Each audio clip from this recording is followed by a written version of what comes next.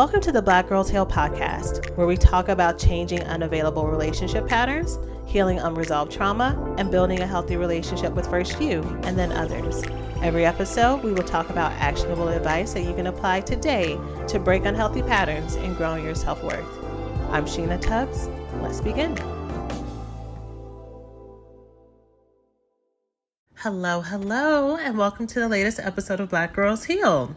So it is the first month of May officially, and it is Mother's Day season. So last week's episode, well, actually the episode for this week was supposed to be last week's episode. Today's episode, I am talking about, I don't even know how I'm going to title it actually, but we are talking about steps for you to take if you find that you have a tumultuous or conflictual relationship with your daughter. And this is for women of all ages, whether or not your daughter's 2 or 3 and you already noticed some detachment or some high irritation with her, or if your daughter is an adult or your daughter is a teenager. And maybe last week when I was talking about conflict with daughters was maybe the first time that you maybe considered that maybe your irritation with her might be more about your trauma versus about her personality, or that motherhood can be hard. Maybe somebody forwarded this podcast episode to you, and if that's you, welcome. Typically on this podcast, I talk about healing from intimacy disorders like love addiction and love avoidance, because I believe that our relationships, the health of our relationships and how we show up in relationships is a really big mirror on how we see ourselves. And so we talk a lot about self-love and self-identity, and also the patterns of love addiction and love avoidance and love deprivation, and what that can tell us about some unseen places and gap areas that we can look at to grow and to heal in regards to our trauma. And today's episode, I'm talking very specifically about how we can look at how we look at our daughters and how we feel around our daughters as a reflection of how we may feel about ourselves. And the reason why is when you have a daughter, if you have any detachment from your own inner little girl, if you had a childhood where you were not allowed to be a child, to make mistakes, to explore, where you are not affirmed just for being who you are, where there was a lot of criticism, where there is a lot of emotional neglect, even if they were physically present, if there was a lack of emotional care and softness and hugs and tenderness and rest, and your family was always in survival mode, there most likely was a lot of You had to develop coping mechanisms. You had to learn how to grow up really fast. You had to learn how to go without. And most often you had to learn how to rationalize why you weren't getting the things that you needed. Because if you were actually feeling your feelings all the time, if you were actually acknowledging how hurtful it was, how lonely it was, how unfair it was, you would be in an emotional distress all the time. And so most often women will learn how to be really independent and not need anything. And so when you are faced, and also the other extreme is to go the other side and become very codependent and very sensitive to abandonment and rejection and things like that. So when you have a little girl in front of you, and there are parts of you as a little girl you didn't really get to accept and experience, and that type of need was not affirmed, seeing a little person can be very triggering, even if you're not aware of it, even if you've always wanted to be a mother, even if you've had different fantasies around having a little girl. If you were not loved in the way that you needed as a little girl, that can be your template. Not all the time, but it can be. Most often it is, especially if you are not aware of it, if you haven't been doing your healing work. And I feel like so much of what we're learning in this generation, and when I say this generation, I'm not even just talking about millennials, which is what I am, but I think in this 10-year period of time, everybody who's paying attention, no matter what age they are, everybody from 18 to 68 is rethinking how they see themselves and how they see their childhood and what the relationships need to get to be like, what you have access to. And I think in this reevaluation, there's a lot of power and there's a lot of grief And there can be a lot of sadness about things that we thought we had already worked through, that we thought we had already put in a nice little box and put on top of the shelf and checked off. And it can be hard to look at this stuff. So in today's episode, I'm going to be really talking about how if you have any discord or conflict with your daughter, that maybe some of the interactions between you are more signs of things that you didn't get to experience as a little girl, and I'm going to break those down. This is going to be a very meaty episode in that way, so if you don't have a pen and paper, go ahead and get one. If you're one of my ladies who tell me all the time you listen to this on your morning walk or your morning drive, what's up, girl? I love you. Thank you for listening. And maybe get out your notes app then and do some voice notes. I don't know, do something. I'm just telling you right now, there may be some things that you want to write down or remember for later. So I'm going to talk about how things might show up for you with your daughter. And then I'm going to talk about next steps that you can take for yourself. I'm going to talk about, I think there's actually 9 steps that I list in today's episode. So once again, it's a meaty episode, y'all. So 9 things for you to do to move forward, an actual process for you to do, which does include some self-forgiveness. And I'm going to say this now but even though I'm going to say it later. The things that you're listening to, the things that you may hear, I want you to make sure that you're practicing some self-compassion and some self-forgiveness for anything that you may have done that you're now hearing. It's like, wow, this is a pattern that I've had, and this is something that someone did to me that I've just been passing down without even being aware of it. I also want to express compassion for any defensiveness that may come up too.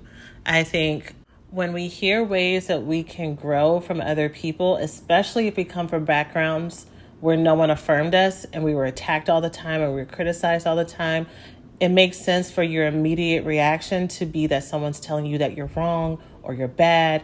And even though I'm on this side of the audio and I'm not in front of you, you might have a reaction with like justifications. Well, she said this or she did that. And, things are hard and I'm doing the best I can. And you are totally entitled to feel all those things because all those things are true.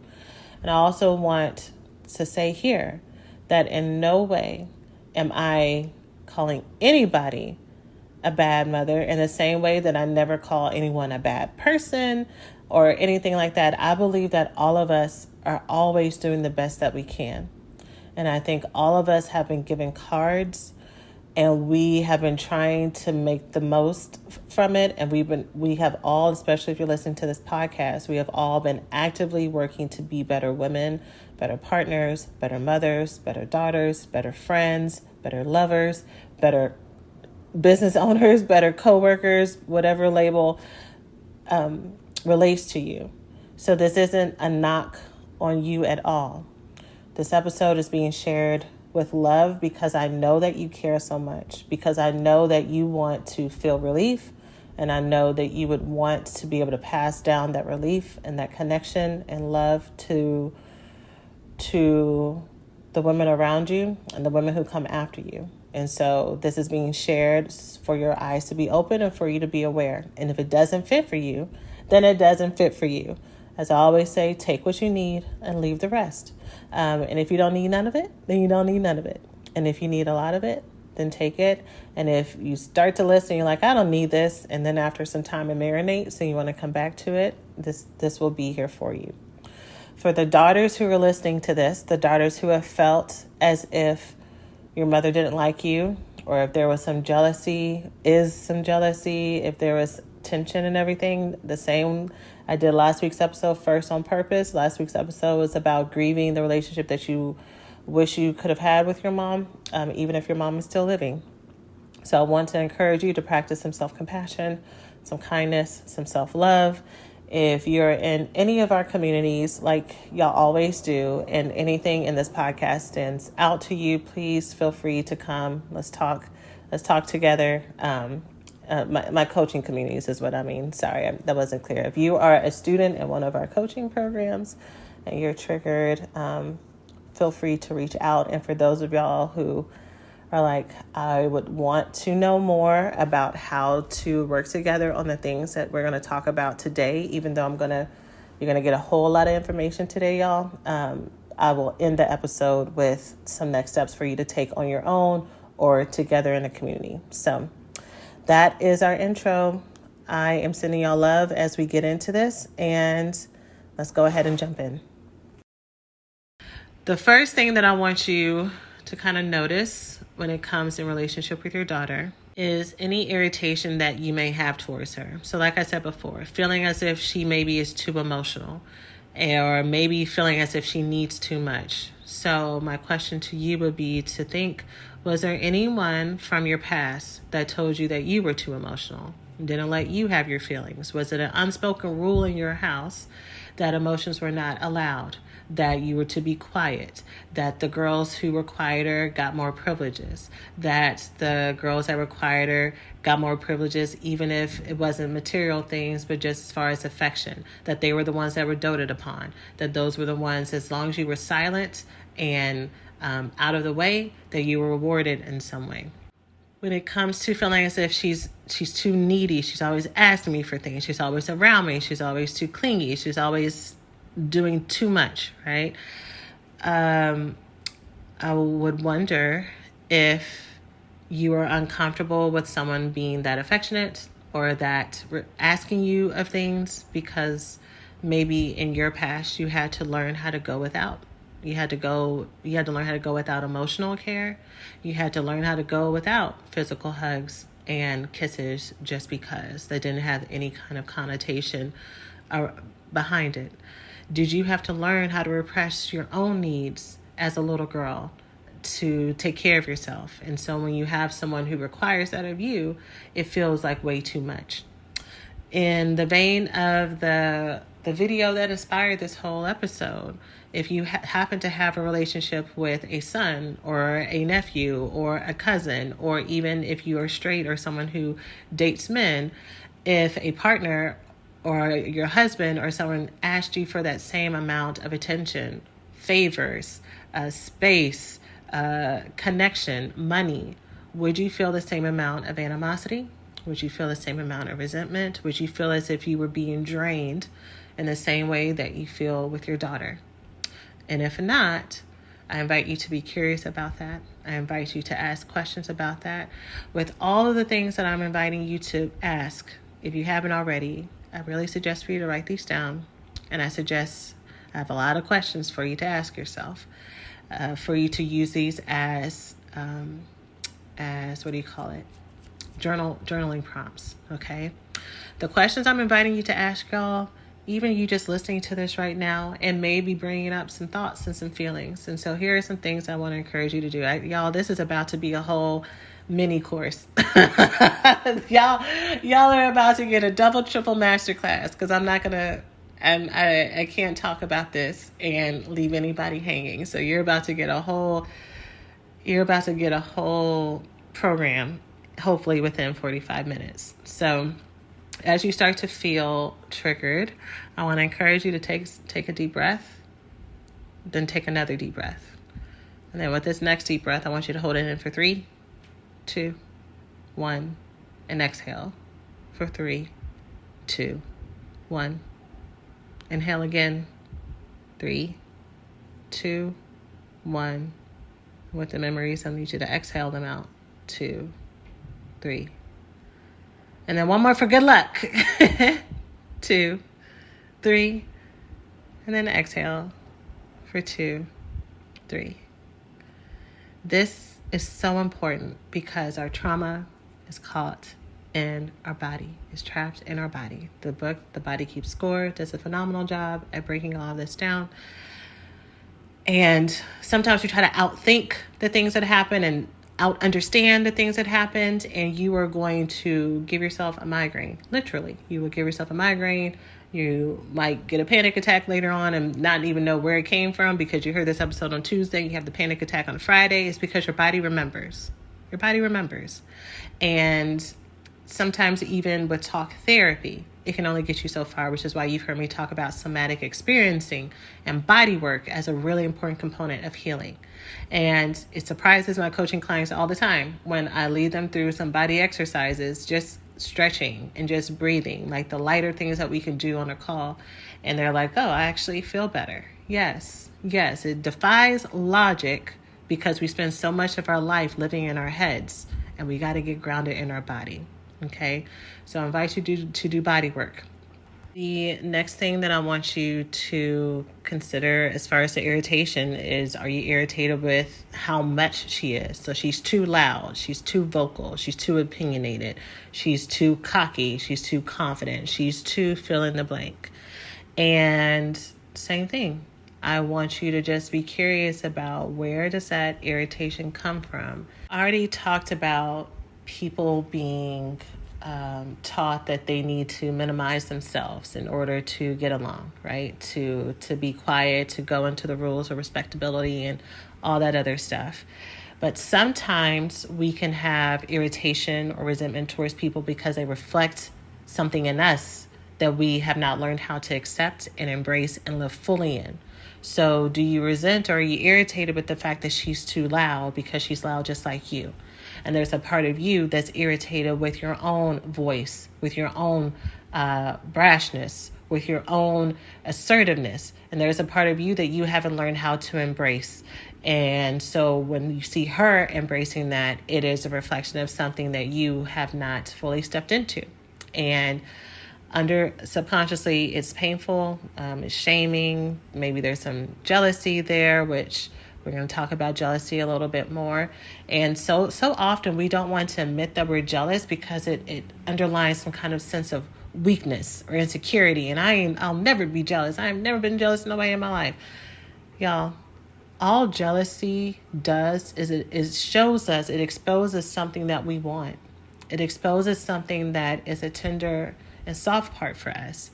It has nothing to do with whether or not we're good enough. It has nothing to do with whether or not we have confidence in other areas. When we feel jealous, it is only reflecting to us that there is a desire that we have that we are not allowing ourselves to be in touch with. So either we can continue to deny that we feel jealousy and keep living without, and keep living in that resentment and just saying, there's just something about her I don't like. And this is even past our kids. This could be someone on social media. It could be someone in real life. And you're like, she's never done anything to me. There's just something about her energy. Not realizing that maybe it's because she carries herself in a way, or she has access to something that we want, or there's a relationship that it seems like on the outside at least that they have that we wish that we had. And it's that jealousy that's talking. There's nothing really about her energy. There's nothing really that she's done, but it's more that it reminds us of something that we're longing for, that we're yearning for, that we're craving. And she has access to it and we don't. So going back to the topic of today, she has access to be fully, outwardly her. And I've never had the privilege and the opportunity to do that. I had to learn how to push it down. I had to learn how to go with the rules. I didn't have anyone who allowed me to be fully me. So who do you think you are to go out and try to be more than who you're allowed to be, right? Which is really who I was allowed to be. And to continue that train just for a little bit, talking about whether or not you were treated in a certain way to get you to play by the rules. Sometimes we can feel this irritation with people who are different than us, because it could be a mixture of, actually, it was very easy for you to fall into line because maybe that was actually a part of your personality. Like maybe you were a very low-key, laid-back, not as vocal individual, and the setting just really supported that. But what I want you to more look at is, even though you fit into that world, did you also feel that unsaid, or maybe very much said, emotional danger if you stepped out of line? whether or not that danger came with corporal punishment and spankings and or abuse, physical abuse, or did it come with that more of that emotional danger of you would be rejected, that your parent or caregiver would stop talking to you, that they would look at you with disgust or as if you were disgracing them and embarrassing them. So you knew to play by the rules. And did any of that emotional danger become internalized by you? And that's something that you're passing down. The next thing that I want you to notice as far as symptoms for yourself is notice any resentment that you may have. So I kind of talked about resentment a little bit with some of the jealousy things, but is she getting access to things that you had to struggle for? Do you feel like it's unfair because it was very hard for you? Does her getting access to things and it makes you feel resentful because it makes you feel regret? Does it make you feel sadness for loss of time? Do you feel resentful because she has access to things that you had to struggle and work for and that didn't come as easy to you, and it makes you feel as if she's ungrateful because she's had access to all these things? And I would pose to you to consider, has your daughter actually never said thank you? Never, ever said thank you. Ever? Like, thank you, Mom, for the cookie. Thank you, Mom, for the birthday party. Thank you, Mama, for coming to my game. Thank you, Mama, for coming to my graduation. Thank you, Mom, for talking to me about this problem that I'm having. Has she never actually said thank you? Or maybe that is true. Maybe she's never said thank you. Or is it that it's possible that there's never enough thank yous that she could give you? Partly because as a mom, there's so much that we do that is unseen that there's no way to recount it all. So there's, like, in some ways, how much appreciation can you give for all those unseen things? What is an equal match for is what I'm trying to say. Or is it because there's no amount of appreciation that she could give even if she tried, because you have an underlying feeling of being taken for granted in general. You have an underlying feeling of being forgotten, of being overlooked, of being treated as second best, as being stepped over. And did that pain start with your daughter, or did it start with people before your daughter? Which is why when these things happen, you get so big and you get so reactive and you get so triggered. And a lot of times it's easier to take it out on these other people who are just a symptom of the problem versus the actual ones. Because maybe if we actually told the actual ones, we may actually have to deal with consequences from that because we're scared to, because they're no longer with us, because we feel so powerless, or because we're so detached from the root of it, because we spent our whole life trying to act like the things that happened and didn't happen to us didn't hurt. Do you notice any resentment with your daughter because she's a woman and you know how women are? So again, kind of throwing back to the inspiration for this episode. Do you notice and see a lot of fights and jealousy behind the scenes with women? Were you front row center of it? Were you put in the middle of it? Did you watch your auntie and your mama fight all the time? Your mother, your grandmother and your mother fight all the time? Did you watch him fighting with? Did you happen because those type of toxic relationships were normalized? Those were the types of friendships, quote unquote, that you fell into when it came to school. And somehow you just happen to always find yourself around girls who just couldn't get along, and it just was never on your radar, girls who had the same best friends for all 12 years. Or if you did, it just didn't seem as entertaining to you, right? Because your template was the toxicity. So now you notice that women couldn't be trusted. And so just inherently, unconsciously, without even thinking about it, you treated your daughter in the same way that you treat all female kind, even though she's a child. So that kindness is conditional because you know in your head she's going to flip on you one day. That you only show how much you like her only so much, or that you were only able to like her up to a point, and then when she turned a certain age, the hardness came. That's also how you can know that there's some kind of trauma. If you notice that you are good with your daughter for a certain set of ages, and this is past just the developmental, kids kind of grow up, become preteens, and get attitudes and that kind of thing. But for example, you're all good when she's like cuddly, sweet, little, all that stuff until 4 or 5. And then something about 4 or 5, you immediately have some irritation and you have that detachment. And then 8 through 12, you're a little bit better. I would kind of have you think about, did something happen for you when you were 4 or 5? What was life like for you when you were a 4 or 5-year-old? Was life kind to you? Were people nice to you? Did people detach from you? Was there a trauma that happened that you had to kind of forget? There's so many people who talk about when they think about their childhood, they can't remember a lot of it. And they're like, is that normal? It's very normal, because so many of us had to literally piece out. We had to disassociate from our childhood to make it. We just had to be physical in body, but away in our mind. And so did any of that happen for you? So anyways, you learn that women are not to be trusted. Female relationships are not to be trusted. Your relationship with your daughter, she is a female. She's a female assigned at birth.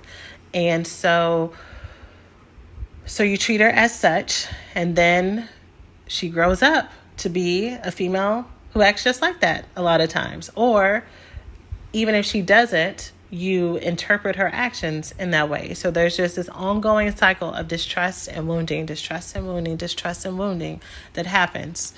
So has there been any of that? The next thing I would encourage you to notice is, have you noticed any feelings of jealousy or comparison? So going back to that, did you notice that you would want to try to take their boyfriends or girlfriends and get them to flirt with you, or to actually build relationships with them to prove that you still got it?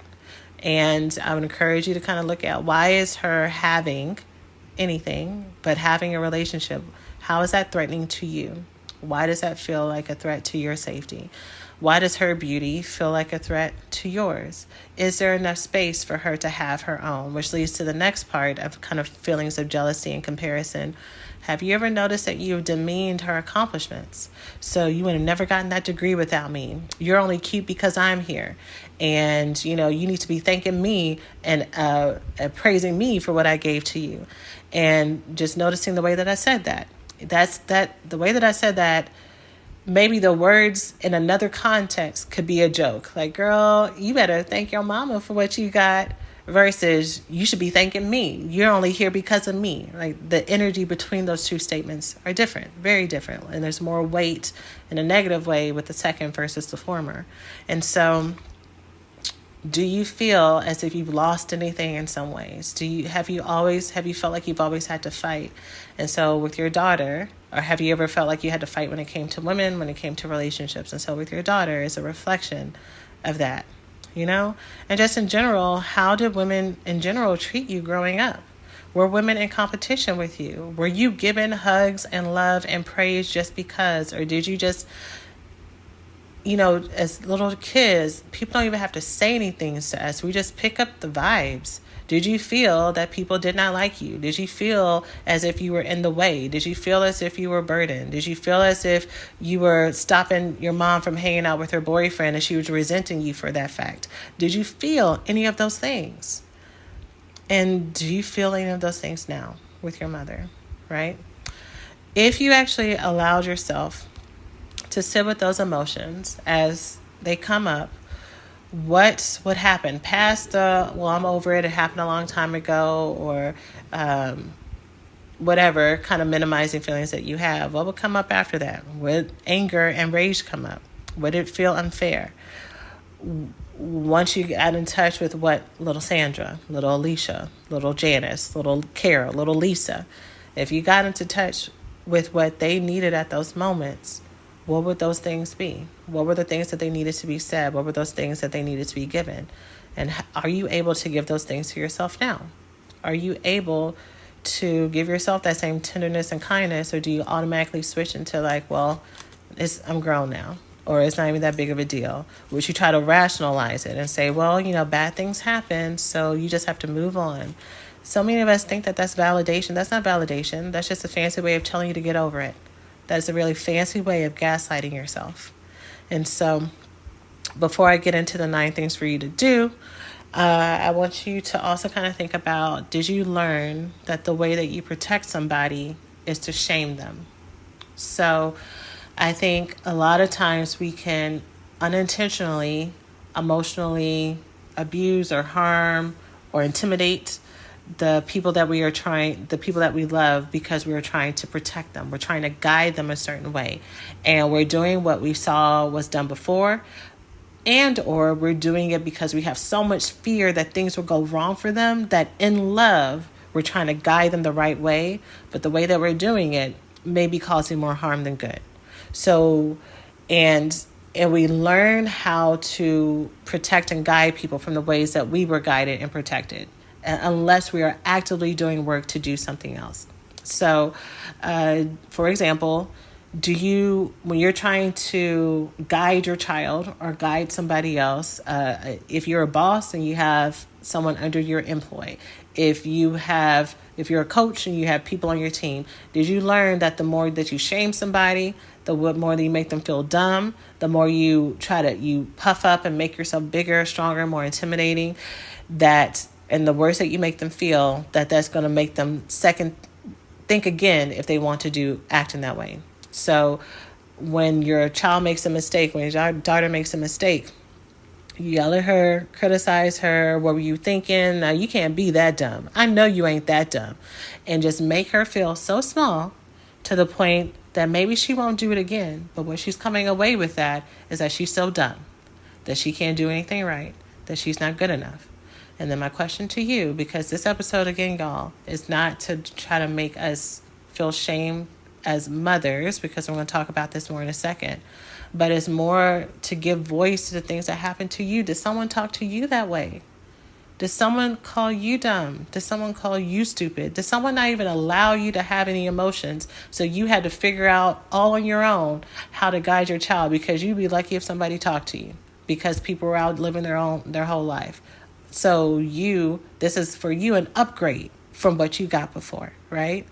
And so you're doing the best that you know how. And the best that you know how is still the way that it is, because what you deserved as a little girl was kindness, tenderness, compassion, love, security, and presence, just because. And you're fighting for your life out here, trying to learn how to be there for somebody else when you don't even really know how to be there for yourself. Okay? So these are things that I just wanted to kind of notice if you are finding that there is any tension between you and a daughter, or someone who has a daughter-like relationship with you, that may be a reflection of your own inner trauma that is coming out. And maybe it may be more about what you've gone through versus what she's doing or not doing, because she is a child. And she is a child that has been in your care. And she's also a child that most likely is a lot like you. Maybe very much like you.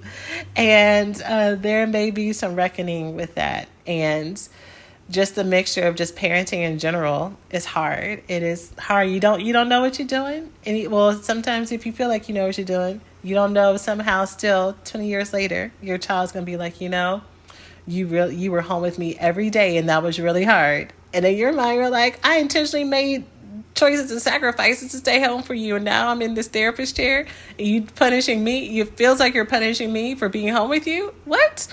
In what world?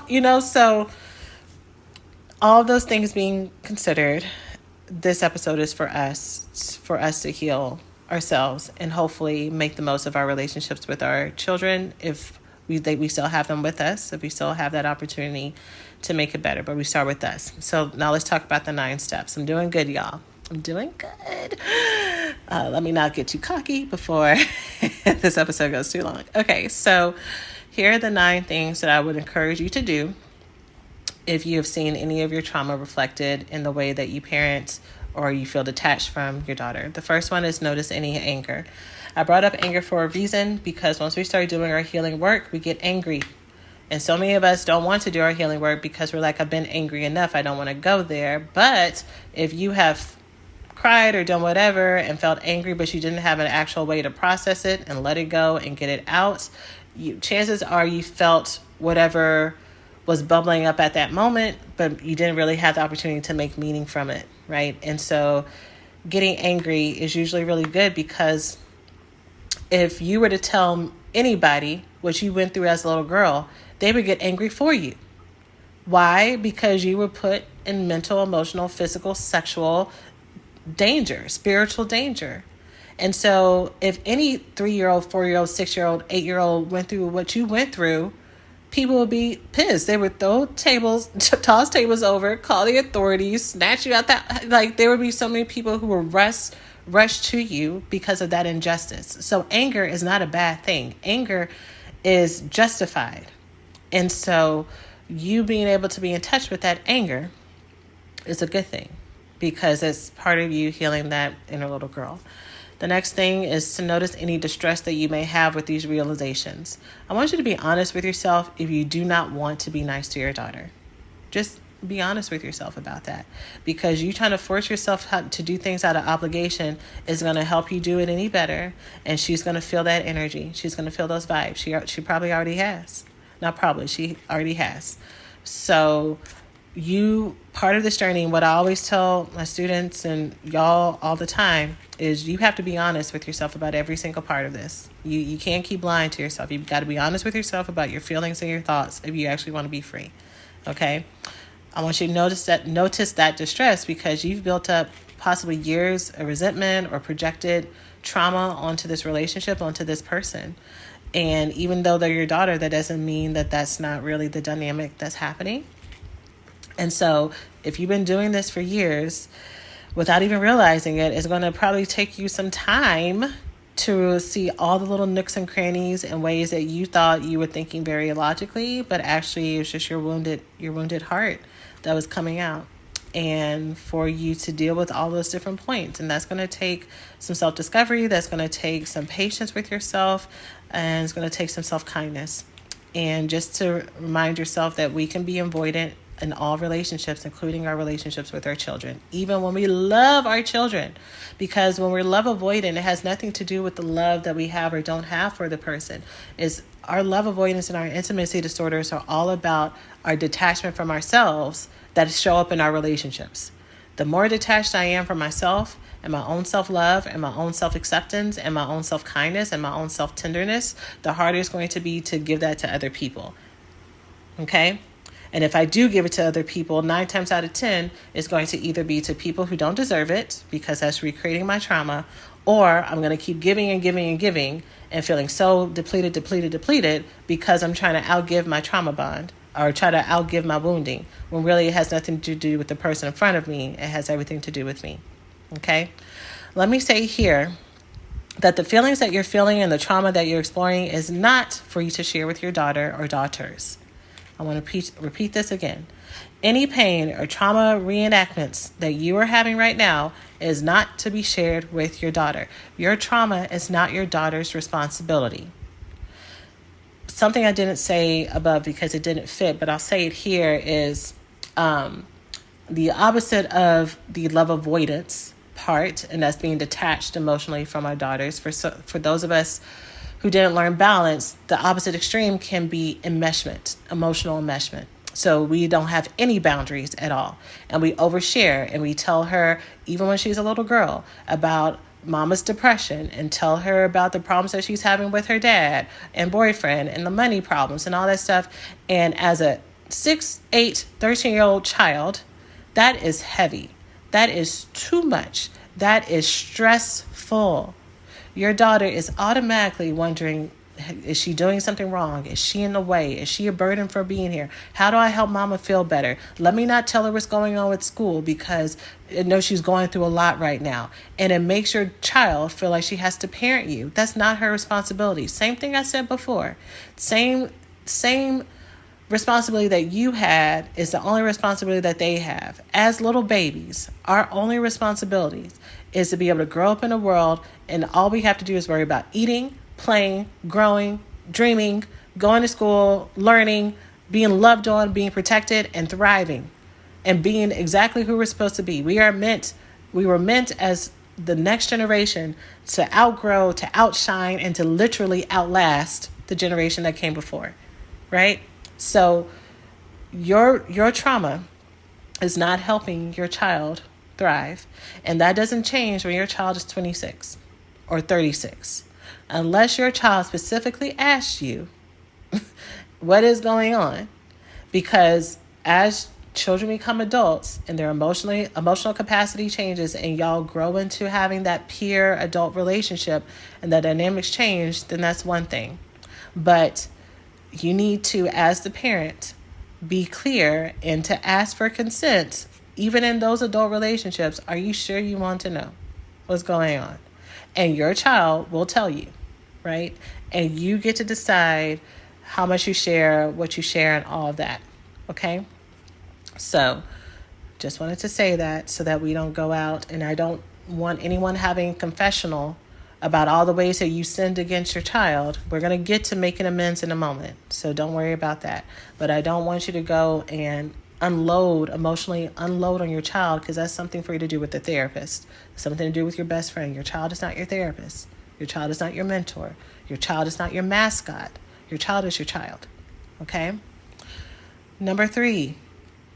Next, especially if you did what I already just said, I need you to forgive yourself, hon. I need you to forgive yourself because you've only done the best that you knew how to do.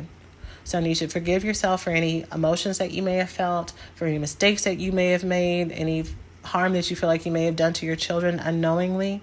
So many of us don't even think that we're doing this. And so when we become aware of it, it's horrifying. It's very shame-inducing to us. So, yes. So forgiving yourself, which leads to the next thing, which is comforting yourself. This is the comfort that you should have been having all along. It's so many people want to skip this part, the self-soothing, the self-kindness. This is part of your healing process. For you to heal your inner little girl, you got to learn how to love on yourself and be nice to yourself, just to be nice to yourself. Just to be nice. You have needed someone to validate your emotions for way too long, and you need to start with yourself. The next thing is think about all the questions I already asked you throughout this episode about what it was like for you as a little girl and what was it like for the little girls around you. If you don't remember, let's talk about that. Let's talk about the fact that you don't remember and what you must have been going through to not remember different pockets and points of your life. The next thing that I want you to do is to learn to be hugged, learn to be touched, learn to be held, learn to find pleasure in it. It is such a common story that I hear from my students and the women that I work with, that they were not hugged as little girls, or that they have mothers that were like, I don't really like to be touched. And I just wonder if these were also little children that were not touched. If they were little girls that people were not at the house, people were busy, people maybe used touch in the wrong way. And yeah, so what is that detachment from you in your body? If you feel, because maybe there are some people who are listening like, I just legitimately just don't like to be touched.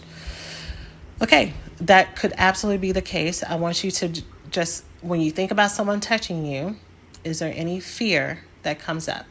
Maybe even fear that you don't have words for. I know that I've had, we talk about this more in other places. I'm looking at the time, not trying to go too deep into this. You can have fear from physical touch, even if you've never had physical or sexual abuse. It's possible. And just like introversion is not evidence of some kind of disordered manner of being. It's not like extroverts are like the normal way of life. And so anyone who prefers to spend time alone is bad. It's the same thing with this. Anyone who does not want to be touched does not mean that there is something underlying this. And if you go into fight or flight response, if you go into literal fight or flight response when someone is near you, that is a really hard way to be. That's a really hard way to live life. And so I would encourage you to, if you find it distressing, maybe you don't, but if you do find it distressing, for you to look for outside support with that. Of course, talk therapy, but I strongly suggest somatic experiencing as a therapy, or a body worker. The therapist I have now is a body worker. She does not have a master's degree from an institution for psychological support, but she has 1,000,001 trainings on somatic experiencing and how trauma affects the body and your sexuality and your sense of self and your sense of safety and like all these amazing things. And I just love her forever. And so going to a somatic body worker to help work through what are those body responses that you have. The other thing I was thinking as I did this, as I was writing these notes, is exploring pelvic floor physical therapy. I have someone that I'm really hoping says yes to being on the podcast because I love her so much, who's a pelvic floor physical therapist. But this is an area of recovery and support that I was not even aware existed. And this is a physical therapist who can help you if you're having incontinence issues, meaning peeing on yourself, struggle like holding it in, if you have pain during sex, if you have pain during bowel movements, if you have any kind of discomfort and stress within your pelvic floor region, a pelvic floor physical therapist can help you with this, which is so incredible because it is not, you can go to a gynecologist or someone else and they just tell you, well, it's just, it's just, you just have to deal with it. And this is just what happens when you have a child. And this is just what happens as you get older. And this is just what happens with menopause, without knowing that these regions can be rehabilitated and you do not have to live with this type of discomfort. The reason why I was thinking about this is talking about physical pleasure and being held and being touched is obviously, if you have any kind of detachment from your womb area, but also when you think about the trauma of childbirth, some of us were literally ripped apart, and the ongoing pain and complications that have when you don't have access to that rehabilitation, like the issues with holding in your bladder, prolapse, pain during sex and all those things, pain with bowel movements, inability to have bowel movements, needing to pee every 5 seconds, even post childbirth. With your quality of life being so disrupted, of course you'll have resentment, even if you're not intending to. Of course you will have feelings of regret or what ifs and pain. And so you getting support with that to reclaim that part of your life, I would really encourage you to do that. But again, I will hopefully have her on the podcast to talk about this in more detail. But if you have any kind of detachment, if you were physically or sexually abused, and so you do have kind of that clenching when it comes to your womb area, getting recovery in that area may loosen you up in other places of your body too, where you're not so threatened or afraid if someone touches your arm or touches your shoulder, because you're reconnected to this part of your body that you've had a lot of detachment from.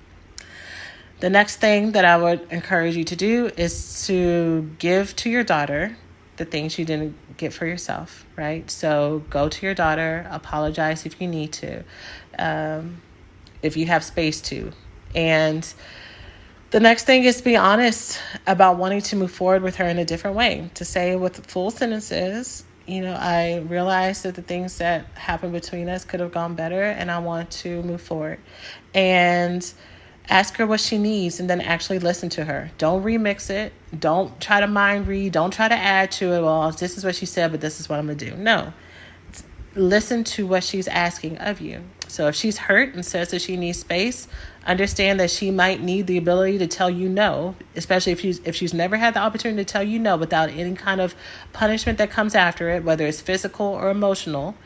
Maybe she needs, subconsciously, that's something that she needs to be able to do, is just to tell you no and to see how you handle a no. And so for you to handle it by saying, okay, you understand, but you're here when she's ready. If she says that she wants you to listen more and not give advice and just say that you're proud of her because maybe she never got enough of that emotional validation from you, then stop giving advice and just give her compliments all the time. Just because. Don't tell her, oh, you look so good. Next time do your hair like this. Or, girl, I love that speech you gave. Just talk more, talk louder next time so people can hear you in the back. Just say great speech. Just say, I like your hair. Just give a compliment just to give it.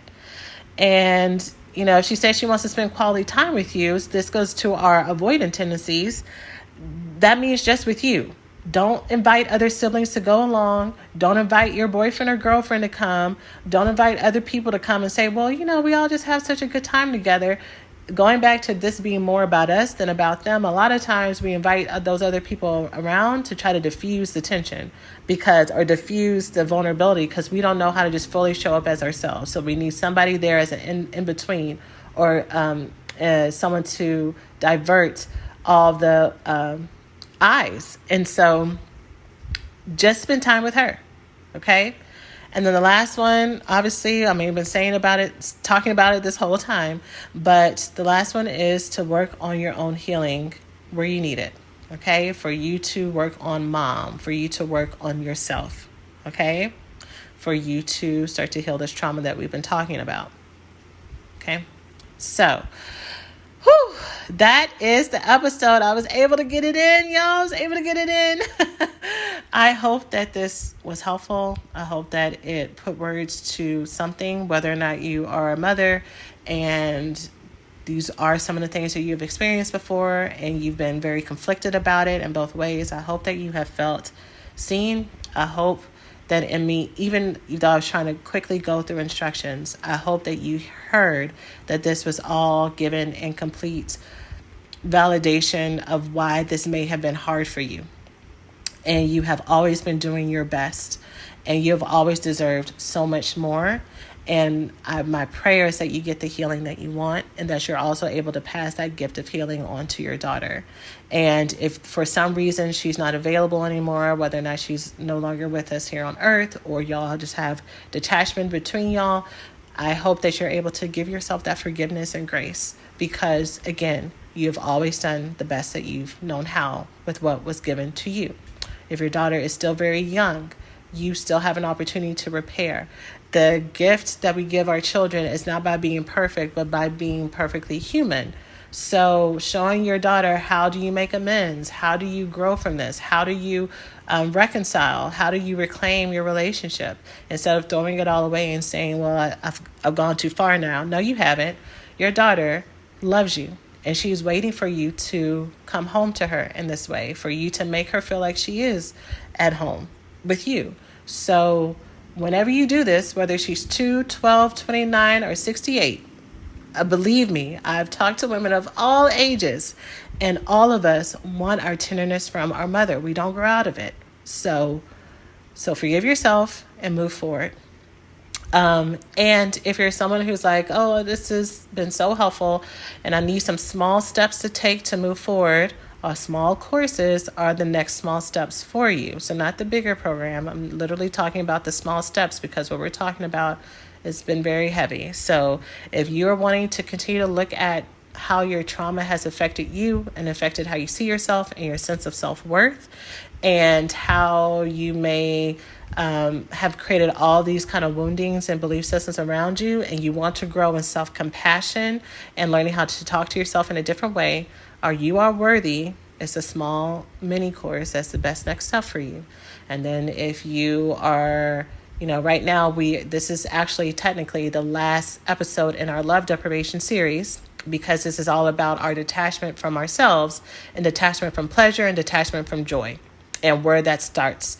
And so if you're like, I need to learn how to give myself pleasure and joy and physical connection and physical attachment, and learn how to live in my love worthiness so that I can bring that joy into other relationships, but specifically in my relationship with myself, then the Loved Woman Foundation's mini course is the right one for you. And like I said in the last 2 episodes, we're going to be doing a 30-day challenge together in the month of May. And so that comes with coaching support, and the other smaller courses are just self-paced. So you do it on your own time, and you keep access to it forever. So either one of those work for you. Either one of those would work in those ways. And so you can click the link in the show notes to join one of those 2. You can go to the website, and under Work With Us, it says First Step Courses or Small Step Courses, and those are listed in the drop-down menu. Or I'm going to give you the links right now too. blackgirlsheal.org/worthy is how you get You Are Worthy. And blackgirlsheal.org/the Loved Woman is the link to the Loved Woman. So either one of those would be great next steps for you. And that's it. I am sending all of you love, and to all the daughters who listen to this, I hope that this gave you some clarity as well for the things that you needed, the things that you felt, things that maybe you suspected. And I hope that this brings you closer to releasing some things that were never your responsibility to hold in the first place. So that's it for now, y'all. Sending you so much love. And as always, take care of yourselves. Hey, so thanks for listening to today's podcast. If you enjoy what you learned today, it doesn't have to stop here. Check out the Black Girls Heal website at blackgirlsheal.org for more resources to help you heal from intimacy disorders like love addiction and love avoidance. The best time to start or restart your healing journey is now. You can grab a free copy of our 5-step roadmap to heal love addiction, love avoidance, and love deprivation by going to blackgirlsheal.org/roadmap. And if you're on social media, feel free to follow us at Black Girls Heal on Instagram and Facebook.